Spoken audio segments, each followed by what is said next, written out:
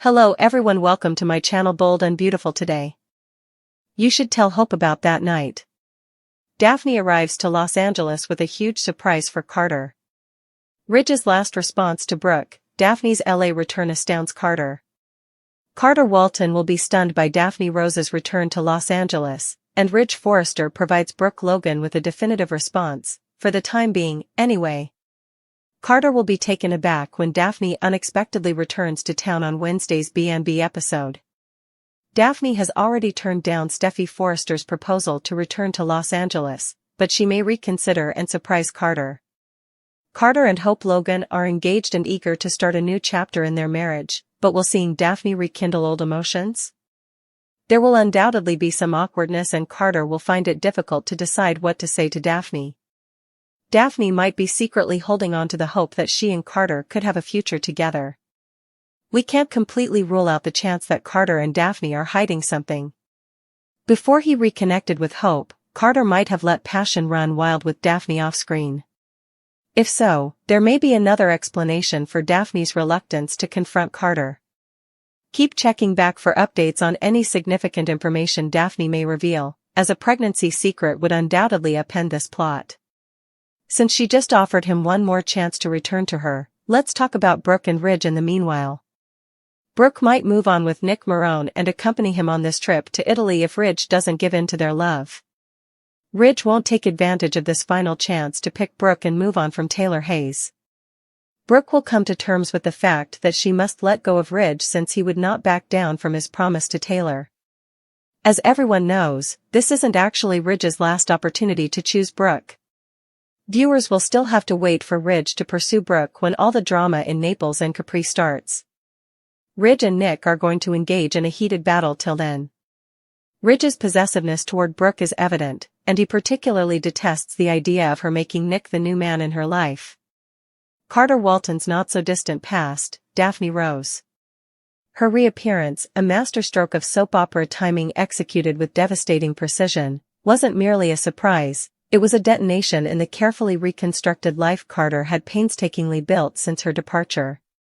Just weeks ago, Steffy Forrester's persuasive overtures to lure Daphne back to the fold had been met with a firm, almost panicked refusal, a choice that solidified Carter's resolve to move forward with Hope Logan, embracing their engagement as the sanctuary he craved after years of romantic shipwrecks. Now, witnessing Daphne materialize before him, perhaps in the sleek, intimidating lobby of Forrester or amidst the fragrant chaos of Il Giardino, Carter wasn't just shocked, he was visibly unmoored, the color draining from his face, his usually composed demeanor fracturing like dropped crystal. This was the woman whose connection had burned bright and complicated, challenging his loyalty, stirring desires he thought he disciplined, and whose rejection had ultimately propelled him back into Hope's forgiving arms.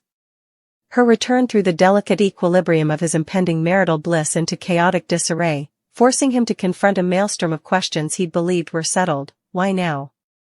Why, after so definitively refusing Steffy, had she changed her mind? Was it professional ambition rekindled, or something far more personal, far more dangerous?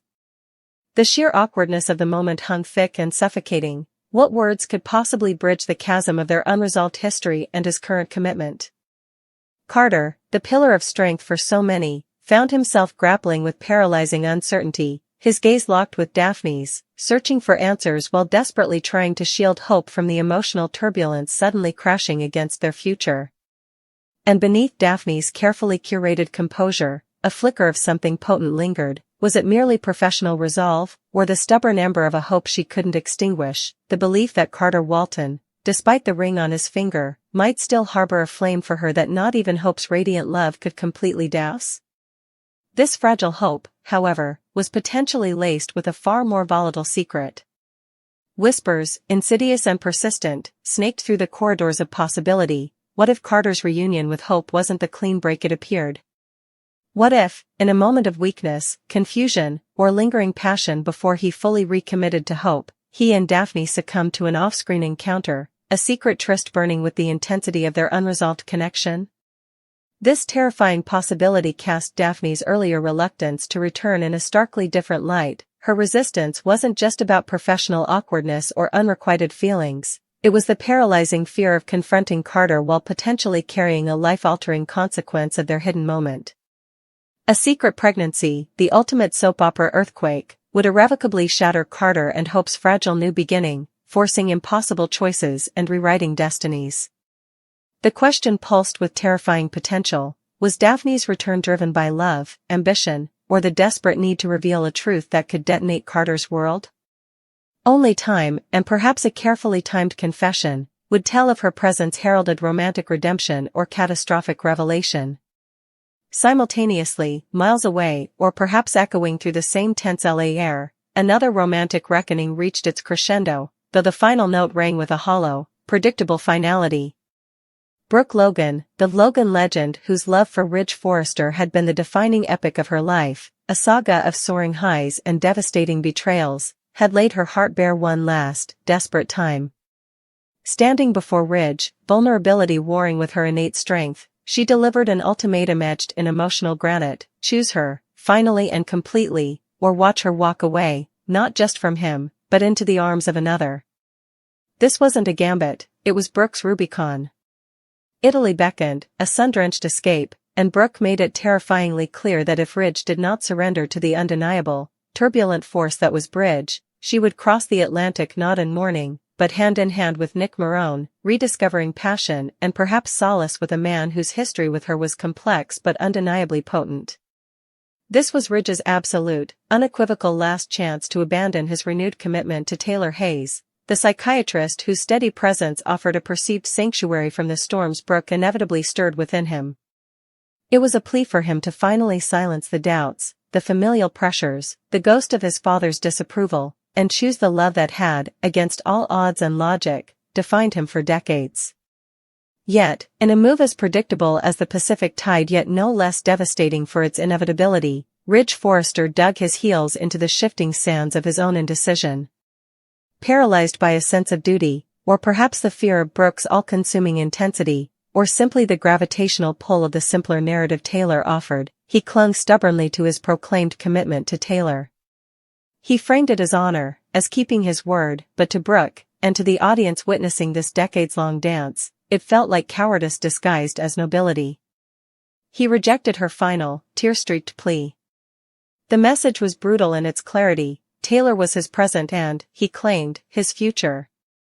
The consequence was immediate and profound. Brooke, her legendary resilience hardening into something colder, sharper, accepted the rejection with a chilling quietude.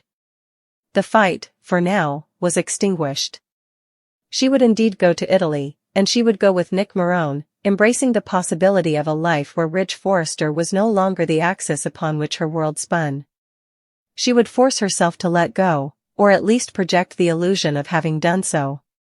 Yet, the bitter irony, thick enough to taste, was that absolutely no one watching this unfold, not Brooke, not Taylor, not the viewers at home, believed for a single, solitary moment that Ridge's refusal constituted a true finale. This was merely the eye of the hurricane, a temporary lull before the inevitable storm surge. The upcoming Italian sojourn, set against the breathtaking, drama-ripe backdrops of Naples and Capri, wasn't a peaceful vacation, it was a pressure cooker waiting to explode. The mere image of Brooke, radiant perhaps in the Mediterranean sun, rediscovering laughter and intimacy with Nick Marone, a man Ridge has always viewed with a potent cocktail of disdain, rivalry, and deep-seated insecurity, would act like kerosene on the smoldering resentment Ridge could never fully quell where Brooke was concerned.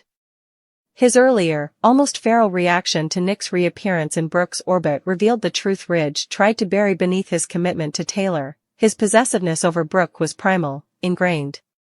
He may reject her, he may push her away, but the thought of another man, particularly Nick, claiming her affection, her presence, her future, ignited a jealousy he was powerless to control. The promised fierce face-off between Ridge and Nick wasn't just a confrontation, it was the inevitable eruption of Ridge's buried feelings, a testament to the fact that his final answer to Brooke was built on sand. The drama overseas, the intimate settings, the romantic ambience contrasting with his own absence, the undeniable chemistry Brooke and Nick might rekindle, would become the catalyst Ridge couldn't resist. His pursuit of Brooke, despite his recent declaration, was as certain as the sunrise over the Pacific. His commitment to Taylor would buckle under the weight of his own unresolved passion and overwhelming jealousy. Brooke's attempt to move on would be the very thing that reignites Ridge's determination to reclaim her, proving that their epic, tortured love story was far from reaching its final chapter, merely pausing on a cliffhanger of his own making. The stage was thus set, Daphne's return promising chaos for Carter and hope, potentially laden with life-altering secrets, while Ridge's hollow final answer to Brooke merely set the timer on the next explosive cycle of their endless, destructive, utterly captivating dance, ensuring that in the world of the bold and the beautiful, the only true constant is the inevitability of passionate upheaval. Daphne whole as she stepped out of the Uber, the scent of jet fuel, exhaust, and bougainvillea a familiar, unwelcome embrace after the sterile air of the transatlantic flight. Her limbs ached with the peculiar fatigue of crossing time zones and emotional continents, but beneath the weariness thrummed a current of steely resolve, a tension so tightly wound it vibrated in her clenched jaw and the white-knuckled grip she maintained on the handle of her sleek, hard-shell suitcase, not the only thing she carried back from London. The sprawling, modernist monstrosity Carter called home, all sharp angles and vast sheets of glass reflecting the city's glittering indifference, loomed before her, a monument to curated success that felt suddenly, profoundly hollow. She hadn't called, hadn't texted, the element of surprise was crucial, the only weapon she possessed that could pierce the polished armor Carter had spent years meticulously forging. Taking a shuddering breath that did nothing to calm the storm inside, Daphne smoothed non-existent wrinkles from her travel-worn silk blouse, the expensive fabric feeling cheap against her skin, a reminder of a life she was about to detonate. The walk to the imposing front door felt interminable, each step echoing the frantic drumming of her heart against her ribs. She could see the warm glow of interior lights spilling onto the manicured pathway, hear the faint thrum of jazz Carter favored when unwinding, a soundtrack to complacency she was about to shred. Ringing the bell felt like triggering a detonator. The door swung open, revealing Carter, impeccably dressed in casual linen, holding a half-full glass of something amber, his face a mask of pleasant surprise that quickly faltered, morphing into wary confusion as he took in her unexpected presence, the stark determination etched onto her features, the shadows under her eyes that spoke of sleepless nights wrestling with truths. "Daphne? Jesus, what are you?" "You look, come in," he stammered, stepping aside, his usual effortless charm replaced by a nervous energy, his eyes darting past her as if checking for unseen observers. The cool, minimalist expanse of the foyer, all polished concrete and curated art, felt sterile, a stage set for a confrontation she had rehearsed 1,000 times in the turbulence over the Atlantic. She wheeled her suitcase in, the sound unnaturally loud in the hushed space, ignoring his offered hand on her elbow, a gesture that now felt tainted, performative. London was enlightening, she stated, her voice unnervingly calm, a flat lake concealing treacherous depths. She didn't move further into the house, anchoring herself near the doorway, a physical manifestation of the barrier she was erecting. Carter's brow furrowed, his gaze dropping to the suitcase. "Enlightening? That sounds cryptic. Everything okay? You should have called, I could have sent a car." He tried for a smile, but it didn't reach his eyes, which were now scanning her face with growing unease. "Sit down, let me get you a drink. You look like you've seen a ghost." "Not a ghost, Carter," Daphne countered, her voice gaining a slight edge, the calm beginning to fracture. "Something far more tangible. Something that doesn't vanish in the daylight." She knelt, the movement deliberate, unhurried, her fingers finding the combination locks on her suitcase with practiced ease. The clicks echoed in the tense silence. Carter watched, frozen, his drink forgotten, a vein pulsing faintly at his temple. The lid lifted. Instead of neatly folded clothes, nestled atop a layer of tissue paper lay a thick manila envelope, slightly crumpled at the corners, and beside it, a single, worn photograph. Daphne lifted them out, the envelope heavy with its contents, the photograph face down for now. She rose, holding them like evidence before a jury of one. "I went digging, Carter. After that cryptic message you left me months ago, that drunken ramble about unfinished business in London, the guilt you couldn't quite name but I could feel radiating through the phone like a fever. I thought it was about the merger fallout, about screwing over Jacobs. But it wasn't, was it? She took a step closer, forcing him to meet her gaze. His face had lost all color, the carefully maintained facade cracking to reveal raw panic beneath. His knuckles were white around the glass. "Daph. I don't know what you think you found," he began, his voice hoarse, a desperate attempt to deflect before the blow landed.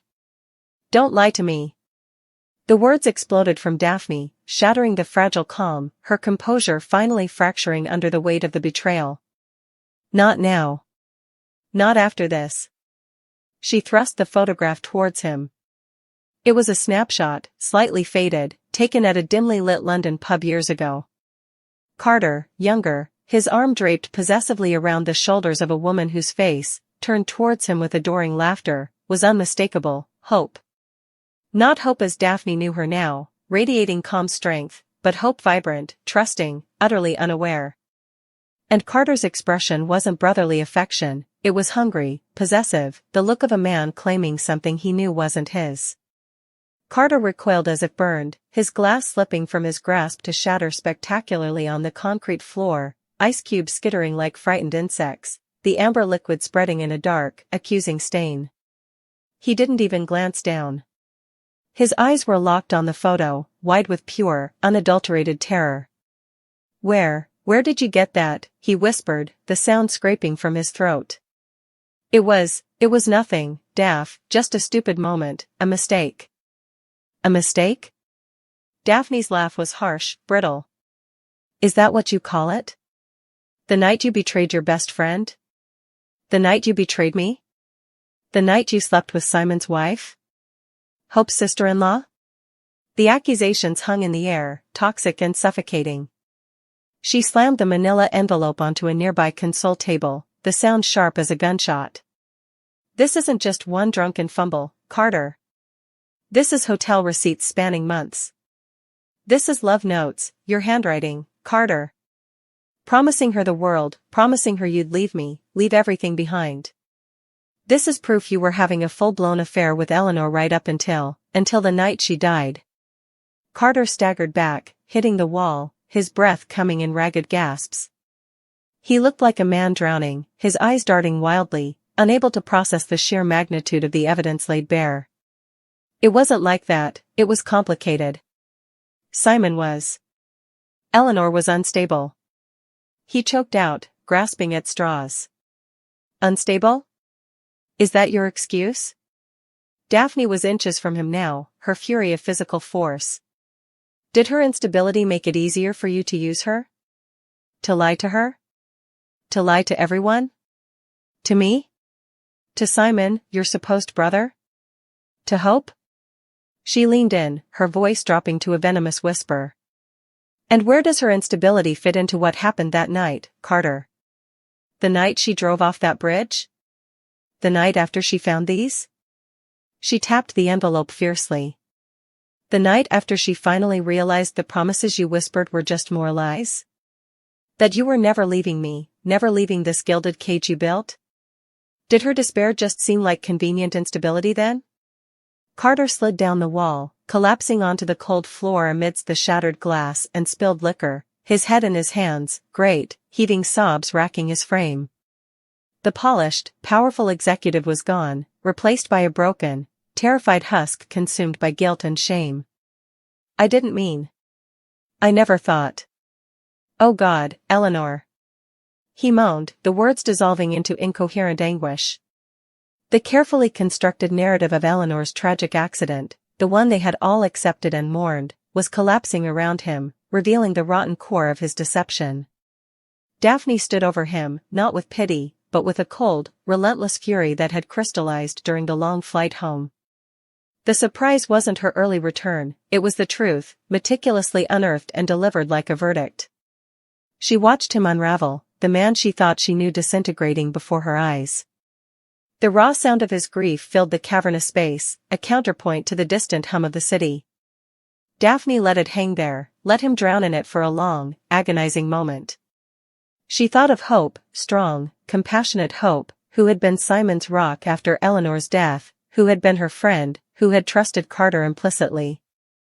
Hope, who believed her sister-in-law's death was a terrible, inexplicable accident fueled by depression, who had carried that grief with quiet dignity. Hope, who deserved the truth, no matter how devastating.